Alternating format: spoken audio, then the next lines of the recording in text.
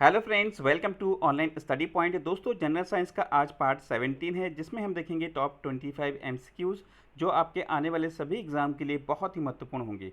दोस्तों, यह video daily शाम को 8 बजे प्राप्त हो जाएगा। दोस्तों, अगर वीडियो अच्छा लगे तो प्लीज़ लाइक और शेयर जरूर करिए और ऑनलाइन स्टडी पॉइंट को सब्सक्राइब करना न भूलिए। और दोस्तों, इससे पहले मैंने 1 से लेकर 16 पार्ट बनाए हैं, आप लोग उसको जरूर देखिए। डेफिनेटली आपको ये वीडियोस हेल्प करेंगे।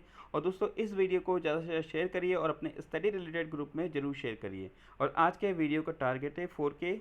ठीक है, चलिए स्टार्ट करते हैं आज का सेशन। और आज का पहला क्वेश्चन है, प्रकृति में सबसे ज़्यादा मात्रा में पाया जाने वाला कार्बनिक यौगिक कौन सा है? तो देखिए ये है सेल्यूलोज। ठीक है, ऑप्शन नंबर ए यहाँ पे करेक्ट होगा। तो देखिए ये सबसे ज़्यादा प्रकृति में जो है एक तरह से हम देखते हैं कार्बनिक यौगिक है जो सबसे ज़्यादा मात्रा में पाई जाती है। और देखिए इसका रासायनिक फार्मूला क्या है? इसका रासायनिक फार्मूला है C6H10O5 की जो है O5 है और इसकी जो होल टॉइज है N। ठीक है, यह इसका रासायनिक फार्मूला है। और देखिए कि सेलुलोज सबसे ज़्यादा मात्रा में किस में पाई जाती है? तो एक कपास की रेशे में लगभग 90% सेलुलोज पाया जाता है। ठीक है, और देखिए ये हमारे जितने भी हरे पौधे हैं उसकी कोशिका भित्तियों में जो है भित्तियाँ जो है सेलुलोज की ही बनी होती है। और हमारे जीव जगत में इसका बहुत ही महत्व है सेलुलोज का। नेक्स्ट क्वेश्चन देखते हैं, परासरव तरंगे जो ध्वनि तरंग है उसकी आवृत्ति कितनी होती है? तो देखिए परासरव ध्वनि तरंग की जो आवृत्ति होती है वो 20 किलो हर्ट्ज से जो है अधिक होती है। तो देखिए ऐसी ध्वनि को जो है हम सुन नहीं सकते हैं। ठीक है, देखिए ध्वनि की अगर हम बात करें तो देखिए इसको तीन तरह के ध्वनि हमारे तरंगे होती हैं, श्रव्य तरंगे, अपश्रव्य तरंगे और पराश्रव्य तरंगे। ठीक है, तो देखिए अभी हमने बात की कि जो पराश्रव्य तरंगे है उसको हम देखते हैं जिसकी आवृत्ति इनकी फ्रीक्वेंसी जो तरंगे होती है उसकी 20 किलो हर्ट्ज से ज़्यादा होती है, उसको हम क्या कहते हैं? पराश्रव्य। और ऐसी जो तरंग है उसको जो है हम इंसान नहीं सुन सकती, और जो इंसान सुन सकता है उन तरंगों को क्या कहते हैं? श्रव्य तरंगे कहते हैं। और इसकी जो जो लिमिट होती है वो कितनी होती है? 20 से लेकर 20 किलो हर्ट्ज तक ये जो है इसकी फ्रीक्वेंसी होती है, और इन तरंगों को हम आसानी से सुन सकते हैं एज ए इंसान। ठीक है, और देखिए कि इसके जो नीचे होता है, जैसे 20 हर्ट्ज से अगर नीचे होती है तो उसको हम कहते हैं अवश्रव्य तरंगे कहते हैं, जो हम देखते हैं कि नॉर्मली कुत्ते, बिल्ली, चमगादड़ ये लोग जो है इसको सुन सकते हैं। ठीक है, और जो पराश्रव्य तरंगे इनकी 20 किलो हर्ट्ज से ज़्यादा होती है उसको कोई भी सुन नहीं सकता। और इसको हम एक तरह से देखते हैं कि जो समुद्र में मापने वाले जो यंत्र होते हैं, सोनार, और गहराई नापने वाले यंत्र होते हैं, उनसे जो है ये तरंगे छोड़ी जाती है। नेक्स्ट क्वेश्चन देखते हैं, एस्प्रिन का रासायनिक नाम क्या है? तो देखिए एस्प्रिन का जो रासायनिक नाम है तो ये है एसिटिल सैलिसिलिक एसिड है एस्प्रिन का रासायनिक नाम। देखिए बहुत सारे ऐसे पदार्थ हैं, ऐसे चीज़ें हैं जिसका रासायनिक नाम कई बार एग्जाम में पूछा जाता है, तो ये लोग ध्यान रखेंगे आप लोग कि एस्प्रिन यहाँ पे इसका रासायनिक नाम है एसिटिल सैलिसिलिक एसिड है, जिसका जो केमिकल फार्मूला है वो है C9H8 और O4 है। ठीक है, तो ये रासायनिक फार्मूला भी आप ध्यान रखेंगे, कोई भी चीज़ अगर पढ़ते हैं तो उसका रासायनिक फार्मूला भी याद रखना जरूरी है। नेक्स्ट क्वेश्चन देखते हैं, श्वेत प्रकाश जब प्रिज्म से होकर गुजरता है तो सबसे अधिक विचलित किस रंग में होता है? तो देखिए यहाँ पे सबसे ज़्यादा जो विचलित यानी कि डिस्ट्रैक्टेड जो होता है वो वैगनी रंग में होता है। ठीक है, अगर किसी प्रिज्म से होकर प्रकाश की जो किरणें जाती है। और देखिए यहाँ पे जो सबसे कम विचलित यानी कि जिसको हम कहते हैं डिस्ट्रैक्टेड कौन सा होती है, वो लाल रंग होती है। ठीक है, और एक चीज़ इंपॉर्टेंट ध्यान रखेंगे कि जो लाल रंग है उसका वेवलेंथ सबसे ज़्यादा होता है। ठीक है, इसीलिए सिग्नल की जो कलर होती है, जो भी सिग्नल बनाए जाते हैं वो लाल रंग के बनाए जाते हैं। इसका कारण ये इसका तरंग दैर्घ्य इनकी वेवलेंथ ज़्यादा होता है, इनकी दूर से वो दिखाई देता है। ठीक है, देखिए एक चीज़ इंपॉर्टेंट ध्यान रखेंगे, कलर की बात हो रही है तो नीला, लाल और हरा इनको हम क्या कहते हैं? प्राइमरी कलर कहते हैं। ठीक है, अगला क्वेश्चन देखते हैं, सोडियम के जो परमाणु में कोर है, उसका जो सोडियम परमाणु के कोर में इलेक्ट्रॉन की संख्या कितनी है? तो देखिए ये इसमें जो इसके परमाणु में इनकी इसके न्यूक्लियस में जो ये इलेक्ट्रॉनिक की संख्या पूछा है तो देखिए यहाँ पे ये टोटल मिला के इसमें देखते हैं 10 होती है। ठीक है, देखिए एक चीज़ हम देखेंगे कि जो जो न्यूक्लियस होता है, जो नाभिक होता है, उसके जो कोर में हम देखते हैं अगर किसी चीज़ का जो हमारे सोडियम है इसका अगर हम इलेक्ट्रॉनिक विन्यास करते हैं तो देखिए इसकी इस तरह से इसका परमाणु क्रमांक है 11, और इसका कॉन्फ़िगरेशन करेंगे तो 281 होगा। तो इसके जो कोर होगा उसमें क्या हो गया, ये इसकी जो कोर में ये जो है इलेक्ट्रॉन्स होंगे यानी कि 2 और 8 यानी कि 10, टोटल मिला के 10 जो है इसमें कोर में इलेक्ट्रॉन की संख्या होगी। ठीक है, नेक्स्ट क्वेश्चन देखते हैं, धातु और अधातु के गुण पाए जाने वाले तत्व को क्या कहते हैं? तो देखिए ऐसे पदार्थ, ऐसे तत्व जिनमें धातु और अधातु दोनों के गुण पाए जाते हैं उसको हम क्या कहते हैं? उपधातु कहते हैं। ठीक है, और देखिए उपधातु के एग्जाम्पल कौन कौन से हैं? बोरान हो गया, सिलिकॉन, जर्मेनियम, आर्सेनिक, ये सारे क्या कहलाते हैं? एक तरह से उपधातु कहलाते हैं। इनमें दोनों तरह के जो धातु और जो है अधातु दोनों के गुण पाए जाते हैं। नेक्स्ट क्वेश्चन देखते हैं, ईईजी का प्रयोग किसकी गतिविधि कैप्चर करने के लिए जो है किया जाता है। तो देखिए ईईजी एक तरह से हम दिमाग की जो है एक तरह से गतिविधि को कैप्चर करने के लिए किया जाता है। ऑप्शन नंबर यहाँ पे जो यहाँ पे बी करेक्ट हो जाएगा। देखिए ईईजी से अगर हम ध्यान रखें कि तो एक दूसरी चीज़ इसके सिमिलर में आती है ईसीजी। कई बार आपने देखा होगा कि देखिए ईसीजी क्या होता है, इसको इसका फुल फॉर्म है इलेक्ट्रोकार्डियोग्राम। और एक तरह से ये हमारी जो हृदय की जो इलेक्ट्रिक एक्टिविटी है उस जो कार्डियोग्राफी है, जैसे यहाँ पे दिखा रहा है कि ये हमारे ब्रेन का है ग्राफ है, और इसी तरह अगर हृदय का होगा तो उसको हम कहते हैं इसकी जो एक्टिविटी को मेजर करते हैं ईसीजी के अंतर्गत। और देखिए ईईजी इसका फुल फॉर्म है इलेक्ट्रोएन्सेफेलोग्राफी। ठीक है, तो कई बार इस तरह की एग्जाम में फुल फॉर्म भी पूछ लिया जाता है। अगला क्वेश्चन देखते हैं, मानव के त्वचा का रंग किससे बनता है। तो देखिए मानव की जो त्वचा का रंग है किससे बनता है, तो ये मेलानिन के कारण बनता है। ठीक है, तो कई बार ये चीज़ पूछा गया एग्जाम में, बहुत ही इंपॉर्टेंट है। मेलानिन ये मानव की त्वचा का रंग जो है इससे बनता है। ठीक है, और देखिए यहाँ पे एक इंपॉर्टेंट चीज़ और ध्यान रखेंगे, इंसुलिन। देखिए हीमोग्लोबिन के बारे में मैंने कई बार बताया। देखिए इंसुलिन क्या है, तो देखिए इंसुलिन क्या है, एक देखते हैं कि एक ग्लूकोज को जो है रक्त के माध्यम से पूरे शरीर की कोशिकाओं में प्रवेश करता है। और देखिए कि इसकी अगर अनुपस्थिति हो जाती तो हम कहते हैं मधुमेह रोग, यानी कि जो है शुगर हो जाता है। ठीक है, तो जो भी शुगर के पेशेंट होते हैं देखिए कि आपने उनको जो है इंसुलिन के इंजेक्शन दिए जाते हैं। ठीक है, और इसके कारण वहाँ पे जो है उनके जो बॉडी में जो जो शुगर की मात्रा है वो एक तरह से धीरे धीरे घटने लगती है। ठीक है, अगला क्वेश्चन देखते हैं, कोशिका की सबसे बाहरी दीवार का नाम क्या है। तो देखिए कोशिका हमारी सेल जिसके बाहरी जो दीवार होती है उसका क्या नाम है, तो देखिए इसका है प्लाज्मा झिल्ली। एक तरह से हम देखते हैं कि इसको हम कहते हैं प्लाज्मा झिल्ली या प्लाज्मा मेम्ब्रेन कहते हैं इंग्लिश में। ठीक है, ये देख लेंगे आप जो है कोशिका की जो प्लाज्मा की एक जो है स्ट्रक्चर। और देखिए एक चीज़ मैंने आपको कई बार बताया कि जो सेल है उसकी स्टडी किस में की जाती है, साइटोलॉजी के अंतर्गत की जाती है। क्या आप लोग कमेंट बॉक्स में बता सकते हैं कि सेल का जो खोज किसने किया था। कई बार मैंने बताया है, देखता हूँ आप लोग अभी याद है कि नहीं आप लोगों को।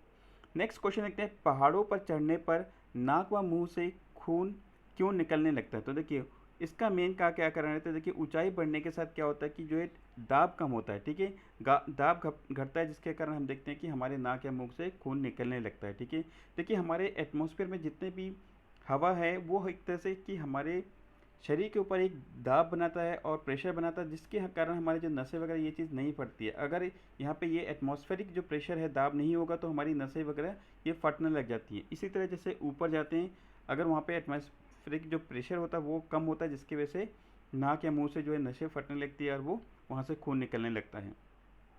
नेक्स्ट क्वेश्चन देखते हैं, वायु क्या है। तो देखिए वायु एक क्या है, मिश्रण है। देखिए मैंने पिछले वीडियोस में ये सारी चीज़ बताई, मिक्सर क्या है, कंपाउंड क्या है, ठीक है, धातु उपधातु, ये सारी चीज़ बता रखे हैं। आपने जो मेरी 1 से 16 तक वीडियो जरूर देखिए, आपको हेल्पफुल होगा एक एक चीज़ को अच्छे से ध्यान रखने में, याद रखने में। ठीक है, तो वायु क्या है, एक मिश्रण है, तो ये चीज़ ध्यान रखेंगे, कई बार एग्जाम में पूछा गया है। और देखिए यहाँ पे उपधातु का मैंने बताया था कि अभी आर्सेनिक क्या है, एक उपधातु का एग्जाम्पल है। नेक्स्ट क्वेश्चन देखते हैं, निम्न में से कौन सी राशि सदिश नहीं है। देखिए कई बार ये चीज़ पूछा जाता है कि सदिश राशि कौन सी है, अदिश राशि कौन सी है। तो देखिए यहाँ पे जो सदिश नहीं है यानी कि अदिश राशि के बारे में बात की गई, तो ये है आयतन। ठीक है, देखिए सदिश राशि क्या होती है कि ऐसी राशि जिसमें दिशा के साथ साथ जो है परिमाण और दिशा दोनों होती है। ठीक है, और अदिश क्या होता है, इसमें केवल परिमाण होती है यानी कि क्वांटिटी होती है और जो है दिशा नहीं होती है। ठीक है, तो आयतन हो गया, द्रव्यमान क्या हो गया, ये हमारी अदिश राशि होगी। जैसे विस्थापन हो गया, बल, वेग, ये क्या होगी, सदिश राशि होगी। ठीक है, तो दोनों की डेफिनेशन आप लोग ध्यान रखेंगे तो आप लोग अच्छे से कर पाएंगे ये। नेक्स्ट क्वेश्चन देखते हैं, हरित गृह गैस क्या है। तो देखिए हरित गृह गैस क्या है, तो देखिए कई बार एग्जाम में इस तरह के क्वेश्चन भी पूछा जाता है कि क्वेश्चन को थोड़ा सा ट्रिकी बनाने के लिए इस तरह से क्वेश्चन पूछा जाता है। देखिए इसका हरित गृह गैस यानी कि ग्रीन हाउस गैस। तो सिंपली आप लोग अगर ग्रीन हाउस गैस बोला जाएगा तो हर कोई इसमें आंसर को करेक्ट कर सकता है, लेकिन यहाँ पे लिखा है हरित गृह गैस, तो इसका राइट आंसर होगा उपयुक्त सभी, यानी कि methane, sulphur dioxide, carbon dioxide, ये सारे हमारे क्या है, ग्रीन हाउस गैस है। और ग्रीन हाउस गैस क्या है, जो हमारी ओजोन की परत को जो है नुकसान पहुंचाती है और हमारे एटमॉस्फेयर में क्या होता है कि जो टेम्परेचर को बढ़ा देता है, जिसके कारण। ठीक है, एक चीज़ यहाँ पे मैंने एक मैप में ये लिया है कि देखिए कि ग्रीन हाउस गैस की जो हमारे पूरे वातावरण में जो है कौन सी चीज़ ज़्यादा इम्पैक्ट करती है और किससे ज़्यादा ग्रीन हाउस गैस निकलती है। तो देखिए इलेक्ट्रिक पावर स्टेशन से सबसे ज़्यादा निकलती है 25.6, और उसके बाद इंडस्ट्रियल एरिया, फिर जो हमारा ट्रांसपोर्टेशन जहाँ पे गाड़ी चलती है, जिससे जो हमारे जो एटमॉस्फेयर प्रदूषित होता है। तो ये सारी चीज़ ध्यान रखेंगे। जो मोस्ट इम्पॉर्टेंट चीज़ है यहाँ पे इंडस्ट्री हो गई, ट्रांसपोर्टेशन और इलेक्ट्रिक पावर स्टेशन। अगला क्वेश्चन देखते हैं, अधातु के ऑक्साइड प्राय होते हैं। तो देखिए अधातु के जो ऑक्साइड होते हैं प्राय क्या होते हैं, क्षारीय होते हैं। ठीक है, तो ये देखेंगे कि एल्कलाइन होते हैं इनकी अधातु के जो ऑक्साइड होते हैं।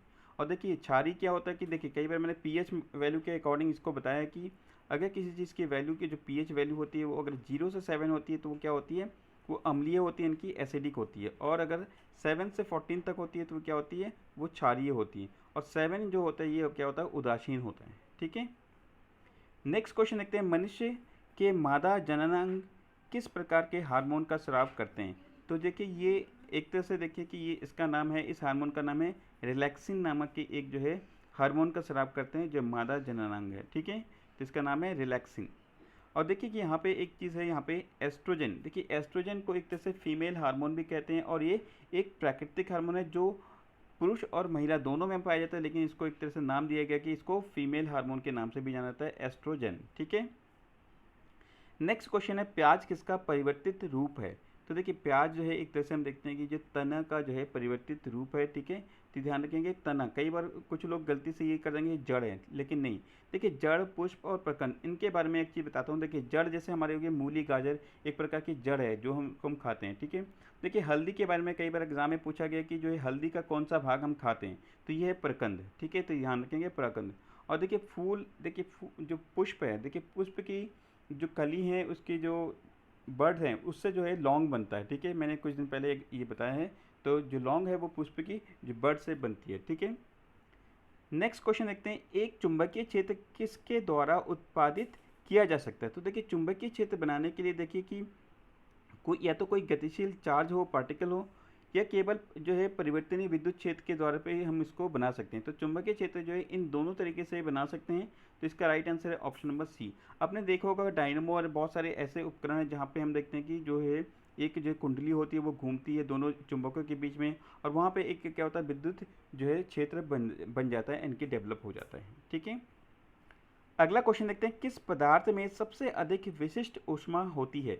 तो देखिए कौन सा ऐसा पदार्थ है जिसमें सबसे ज़्यादा विशिष्ट ऊष्मा होती है, तो ये है लोहा। ठीक है, तो आयरन में जो है सबसे ज़्यादा यहाँ पे विशिष्ट ऊष्मा होती है। ठीक है, और देखिए विशिष्ट ऊष्मा जिसको हम कहते हैं स्पेसिफिक हीट, ये क्या है, तो देखिए एक जो है टेम्परेचर है जिसमें हम देखते हैं कि किसी भी इकाई द्रव्यमान में 1 डिग्री सेल्सियस तक ताप बढ़ाने के लिए जितनी ऊष्मा की आवश्यकता होती है उसको हम विशिष्ट ऊष्मा या स्पेसिफिक हीट कहते हैं। अगला क्वेश्चन देखते हैं, किसे जीवित जीवाश्म यानी कि लिविंग फॉसिल्स कहा जाता है। तो देखिए लिविंग फॉसिल्स क्या होता है सबसे पहले ये देखेंगे। और देखिए इसका राइट आंसर क्या है, जिंकोगो।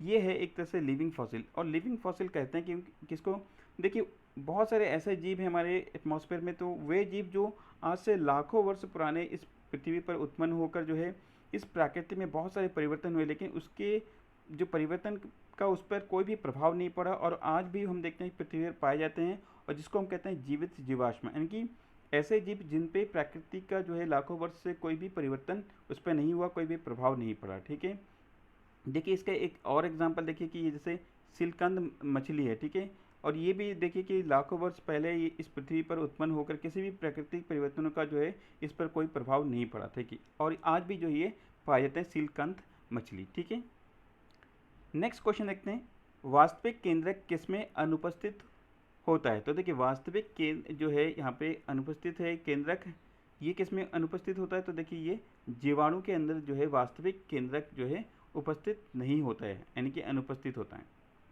नेक्स्ट क्वेश्चन देखते हैं, मधुमक्खी का डंक किसका रूपांतरण है। तो देखिए मधुमक्खी के जो डंक है वो एक तरह से हम देखते हैं अंड निक्षेपक। देखिए अंड बहुत ही थोड़ा डिफिकल्ट यहाँ पे हिंदी शब्द है, लेकिन इसका अगर हम इंग्लिश में देखेंगे तो बहुत ही, इसको कहते हैं इंजेक्टर। ठीक है, तो देखिए अंड निक्षेपक यानी कि इंजेक्टर का ही एक रूपांतरण है जो मधुमक्खी के डंक है, जिससे जो है वो हमें नुकसान पहुँचाते हैं और वो जहरीले भी होते हैं। अगला क्वेश्चन देखते हैं, नई कोशिकाओं के बनने से संबंधित मुख्य ऊतक कौन सी है। तो देखिए कि जो नई कोशिकाएं जो बनती है और वो कौन से ऊतक उसमें हेल्प करती हैं नई कोशिकाओं के लिए, तो ये है मेरिस्मेटिक टिश्यू, यानी कि विभाज्योतक जो है टिश्यू होती है, और ये है एक तरह से नई कोशिकाओं के बनने में हेल्प करती है। ठीक है, और देखिए कि ये एक तरह से पौधे के उन भागों में पाए जाते हैं जहाँ पे डेवलपमेंट होता है, विकास होता है, उन जगहों पर ये मेरिस्मेटिक जो है ये पाए जाते हैं। और ये एक तरह से मेरिस्मेटिक जो ऊतक है वो अधिकांश पौधों में जो ऊतक जो है पाए जाते हैं, ठीक है, जो जहाँ पर डेवलपमेंट होता है। अगला क्वेश्चन देखते हैं, अपुष्पी पादपों यानी कि जो प्लांट्स है जिसमें ऐसे जो प्लांट्स है जिसमें फूल नहीं होते उसको किस वर्ग में रखा गया है? तो देखिए इसको जो रखा गया है क्रिप्टोगेम्स में रखा गया है, ठीक है। ऑप्शन नंबर ए यहाँ पे करेक्ट हो जाएगा। देखिए फेनरोगेम्स इसका अपोजिट है, तो इनकी ऐसे पौधे जिसमें हम देखते हैं कि जो ये पुष्प लगते हैं, इनकी फ्लावर की जो प्लांट होता है उसको फेनरोगेम्स में कहते हैं, और जिसमें फ्लावर नहीं होता उसको क्रिप्टोगेम्स में कहते हैं। तो देखिए कि जो पौधों की जो वर्गीकरण है, तो देखिए एक एक चीज़ यहाँ पे आप लोग ध्यान रखेंगे कि रिलेट करके याद करने की कोशिश करें। कोई भी चीज़ अगर आती है तो उससे हर चीज़ को आप रिलेट करके जरूर याद करेंगे। जहाँ पे अभी मैंने वर्गीकरण की बात किया है, तो पुष्प की जो वर्गीकरण है उसके बारे में आप अच्छे से डिटेल से याद करेंगे। एग्जाम पॉइंट ऑफ व्यू से बहुत ही इंपॉर्टेंट है वर्गीकरण। नेक्स्ट क्वेश्चन देखते हैं, आलू में मोजैक रोग किसके कारण होता है? तो देखिए इसमें जो मोजैक जो रोग होता है वो एक तरह से वायरस के कारण होता है। और देखिए कि इस फिगर में देख रहे होंगे इस तरह की ये बीमारी हो लगने से जो है मोजैक ये वायरस के कारण होता है, और ये इस तरह की जो है इसकी पत्तियाँ झुलस जाती हैं। क्या आप लोग ये बता सकते हैं आलू में और कौन कौन से रोग लग सकते हैं? कमेंट बॉक्स में ज़रूर बताइएगा, ठीक है। और आज का लास्ट क्वेश्चन है, प्रोटीन से बने होते हैं। तो देखिए प्रोटीन से यहाँ पे कौन सी चीज़ बनी होती है? तो प्रोटीन से बनी होती है अमीनो एसिड जो है प्रोटीन से बनी होती है। बाकी ये सारी चीज़ जो है प्रोटीन से नहीं बनती है, ठीक है। केवल अमीनो एसिड ये प्रोटीन से बनती है, ठीक है। अब आपके लिए आज का क्वेश्चन है, परमाणु के नाभिक में क्या रहता है? तो देखिए परमाणु के नाभिक में क्या होता है, ये इस क्वेश्चन का आंसर आपको कमेंट बॉक्स में बताना है। दोस्तों ये वीडियो कैसा लगा आप हमें कमेंट बॉक्स में कमेंट करके जरूर बताइए। Thank you for watching this video. Have a wonderful day ahead.